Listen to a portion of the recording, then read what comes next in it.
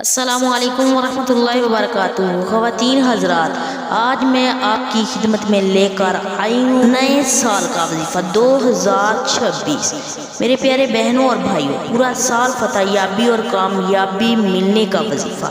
یہ جو وظیفہ آپ کو بتانے جا رہی ہوں، یہ ایک مرتبہ پڑھ لیں، اس کی نیکیاں اتنی ہوگی کہ سال بھر کی نیکیوں سے زیادہ ہوں گی۔ آپ صلی اللہ علیہ وسلم نے ارشاد فرمایا کہ سورۃ فتح مجھے ان تمام چیزوں سے زیادہ محبوب ہے۔ ظاہر ہے جب آپ صلی اللہ علیہ وسلم کو یہ سورت مبارک اتنی زیادہ محبوب ہے تو اس سورت کی تلاوت کرنے والا اور اس سے دل لگانے والا کتنا محبوب اللہ کا بندہ ہوگا۔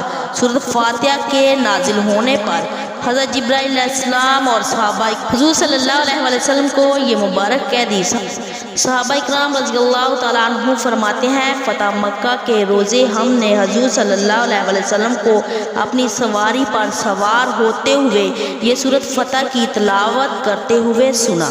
جو شخص اس سورت مبارک کو رمضان کی پہلی رات میں بھی یاد کر لے گا، اسے قرآن مجید یاد کرنے میں بہت آسانی ہوگی۔ امام شافعی رحمۃ اللہ فرماتے ہیں کہ جو شخص اس سورت مبارک کی تلاوت بلا ناغہ کرے گا، نئے سال شروع ہونے کے ہر روز اسے اس وقت تک موت نہیں آئے گی جب تک جنت میں اپنا مقام دیکھ نہ لے۔